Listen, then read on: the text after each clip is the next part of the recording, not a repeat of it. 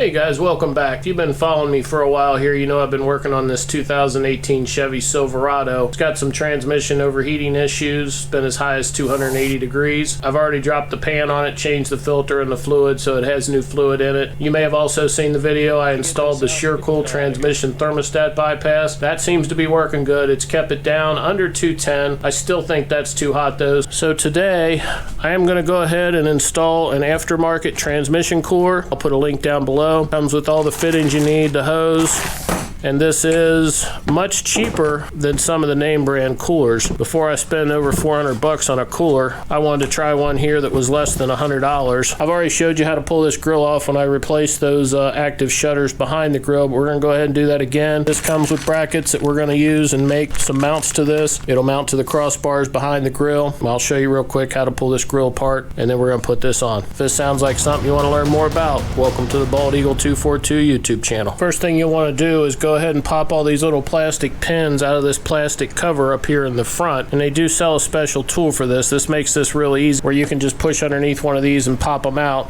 but a regular old screwdriver does work. This just makes it much easier. You can just literally slip underneath them like this and just very quickly pop these all out. Once you get all these pulled out, then this top cover will just pull right off. Pull this up over your little hood stops here and then pull back on it. There's little clips right here. This is what we're fighting right there. So again, pull it up over this, back, and then you can just get this out of the way. Once you've got the top cover off, it'll expose these 10mm bolts right here. There's 4 of them across the top, and then there's 2 more. There's one right back there. Here's your Chevy emblem right here, just to the left of that and just to the right of it. You'll need an extension for this, and if you've got a magnetic bit, that works real well so you don't drop this down in behind there. It really doesn't matter. We're going to pull it off anyway, so if we drop it, we'll get it out of there in just a minute. And if you don't have a magnetic bit, if you're real handy, you might get it out of there without dropping it. We can do the same thing on this side. Go ahead and take these 4 bolts out across the top here. Once we get these out of here, then I'm going to show you how to pull this grill right off there. There are no bolts in the very bottom of it. There's some clips down there, but there's no bolts. Show you some things here to be careful you don't break off. There's a little pin right here. You need to pull that straight back.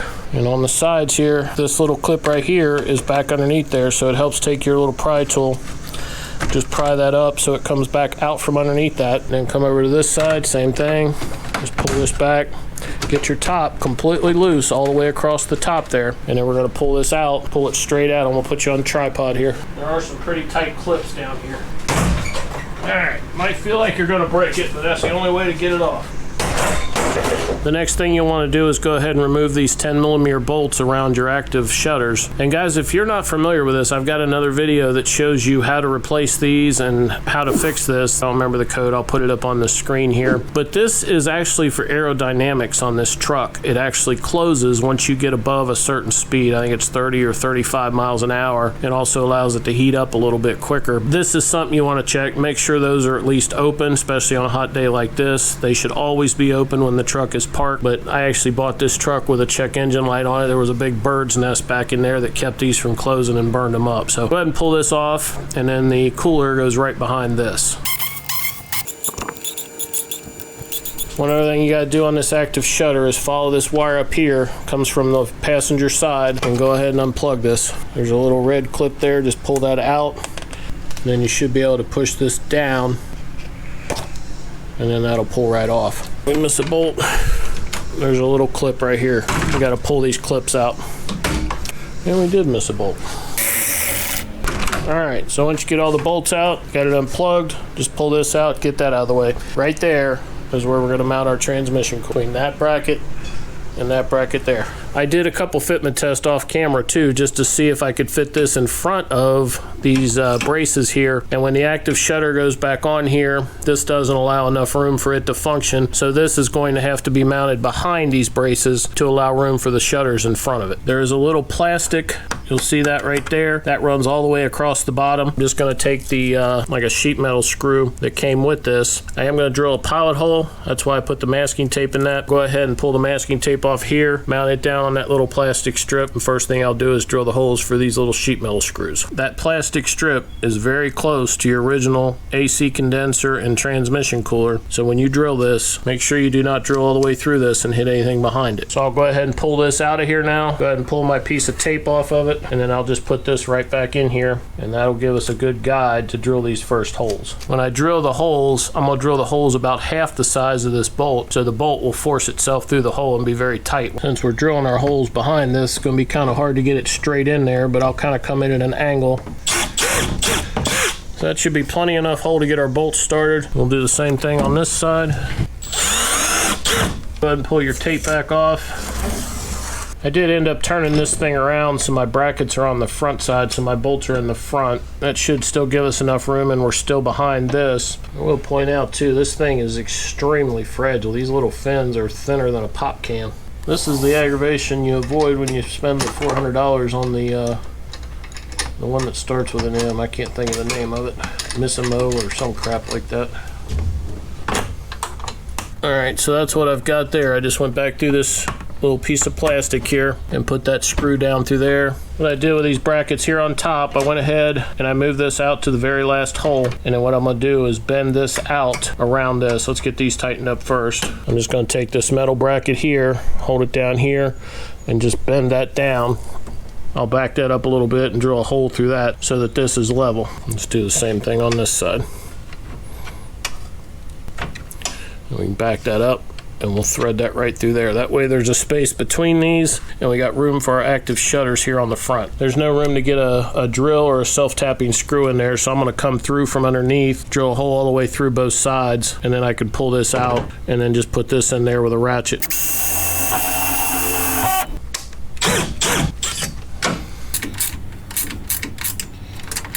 Get that good and snug.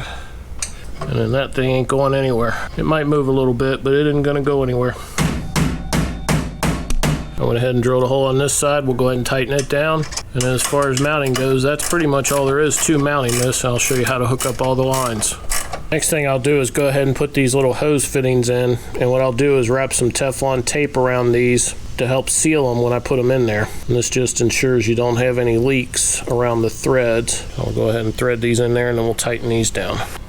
Alright, that gives us a place to hook our hoses up to. And I do know some people will say that these should go on the bottom, so if you ever need to drain this, you can get the drain out the bottom and drain all the fluid out of it. I didn't really see that as a good option on this because there's no easy way to get to the bottom of it to hook the hoses up, and the hoses that come with this are not long enough to run two hoses to the bottom.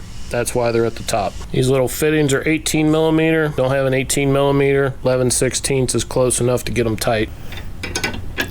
I'll run this thing for a little while with the grill off to make sure nothing's leaking. Now we're ready to start hooking up the hoses. For this next step, we're going to go ahead and drill a couple holes right here. You can use a step drill bit or a regular drill bit. I'm actually going to use a 13/16. That way I can put some grommets or just a piece of hose. This did not come with any grommets in this kit. The other thing I did here is I went ahead and pulled this air box out. Just a couple screws on that. Take your filter out, pull that out. And that gives us full access to your transmission lines right here and the one on the bottom down there. Just above where we mounted the cooler lines, there's a little square hole right there. I'll drop down about 3/4 of an inch below that and drill 2 holes so that we can pass both our return and our supply line through it.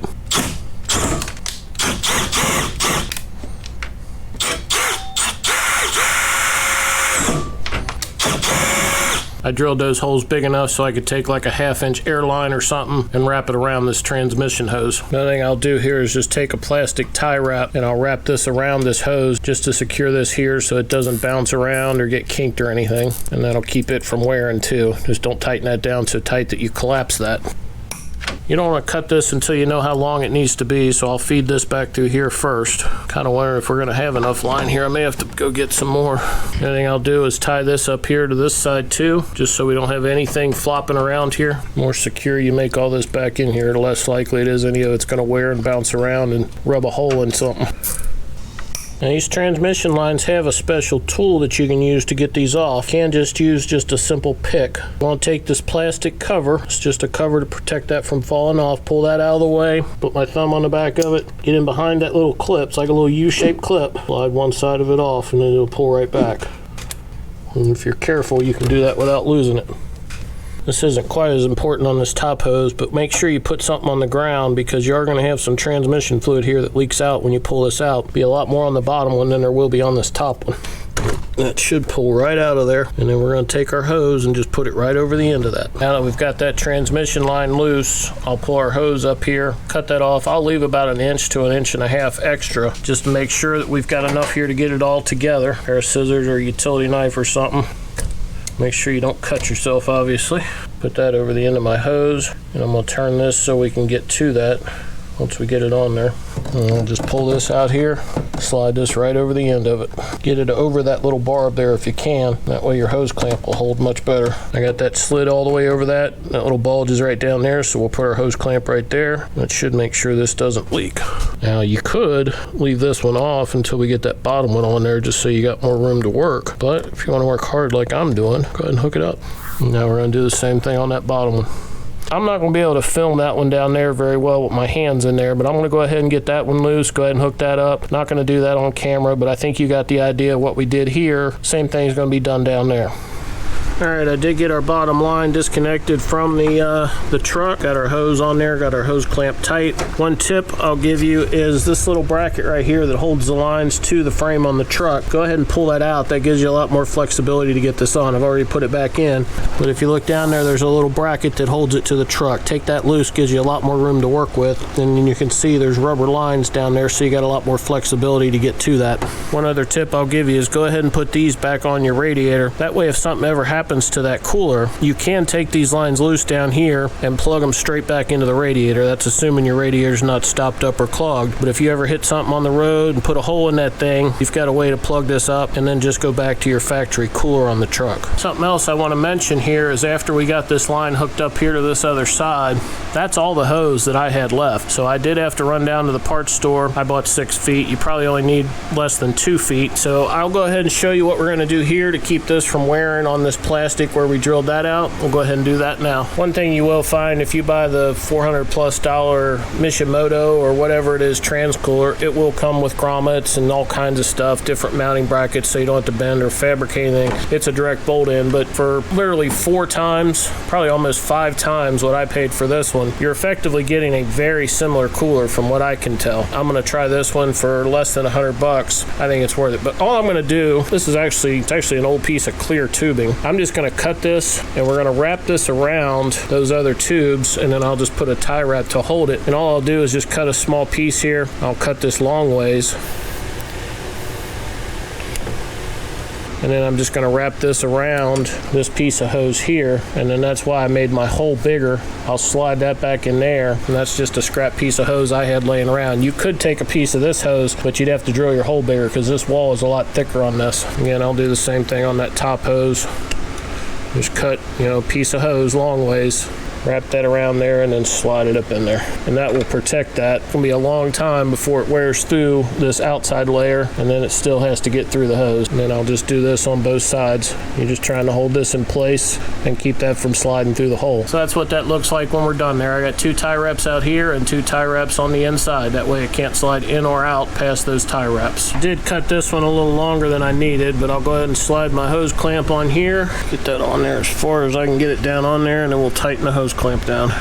Alright, get that good and snug down there. That's the reason I left that a little long, so it didn't come over and then make a sharp angle. It kind of loops up and down in. This is your supply line here, so this is the side that's feeding the cooler, and this is your return line over here. I think I'm actually going to disconnect this side here. This is my return line going back to the transmission. Just hook a short piece of hose up to it and see what kind of flow that we're getting out of this transmission. Okay. So that didn't make sense. I went ahead and I unhooked our line going back to the transmission on the truck. This should be our return line. At least I hope it is. If not, I'm gonna have a mess here. And I just hooked up this short little piece of hose that I can drop down into this container. I want to see what kind of flow. First, I want to fill this up and get all the air out of it, and then I want to see what kind of flow I'm getting through it. Since we've got the bypass installed underneath on the transmission, we should have instant flow. There shouldn't be any restrictions. The truck has not been started since we started this job, so that'll tell us if the bypass is working the way it's supposed to and how much flow we've actually got out of this transmission through this cooler. Alright, I've enlisted the help of my daughter, who is going to start the truck for us while we watch this to see what we get out of this. Hopefully it comes out of this hose and not that hose back there. Go ahead and start it. Should fill the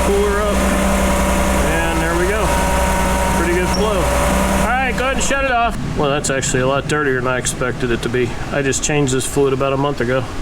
All right, so that tells us two things. One, we know we got the input going in over there. This is the return. I don't see any leaks, and we got flow without waiting for the thermostat to open up. So it's working exactly the way I would expect it to. Put this one back on, tighten it down. Now you will have to top off your radiator too, because we're adding capacity to it, especially since we just pumped some out. So be ready to top this off after you get this together. And hopefully we'll see some pretty big improvements on these transmission temperatures. I know I'll get a check engine code for running this without the active shutters on it, but you can run it with those off of here. You'll just get a check engine code on the dash. And I'm gonna go ahead and start this thing up here with everything hooked up. Make sure we don't have any leaks here. Also got that disconnected too, so we got two reasons our check engine light's gonna come on here.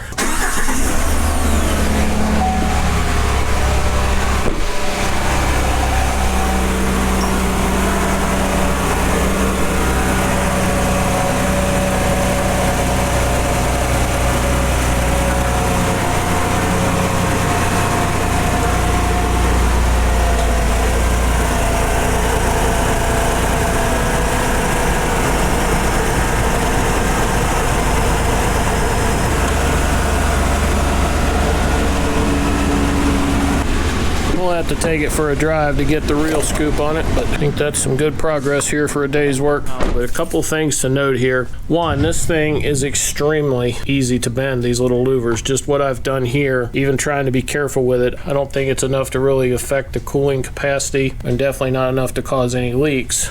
I will make another short video to show you how this works out over time and let you know how much difference it makes on the temperature of the truck. I did take this thing for a very short drive, about 20 minutes. Temps got up to about 135. It's not really long enough to tell me what it's doing. I'm gonna go ahead and put the grill back on it. I do have a drive tomorrow that's about an hour. I'll take a short little video clip of the dash tomorrow with the temperature of the transmission just to see where it's at. Before I did this cooler, even with the thermostat bypass, it was still running up to about 205, 207. We'll see how it does tomorrow morning. I'll post that clip at the end of this video. If you found this video interesting, check out the video that's at the end of this video. I've got plenty of other videos on this truck as well as videos on other stuff you may find interesting. Till next time, guys, thanks for watching. All right, got a time warp video set up right there. We're gonna leave that set up there while we drive. Got about an hour's drive ahead of us. Current temperature 72 degrees. Let's see where it goes.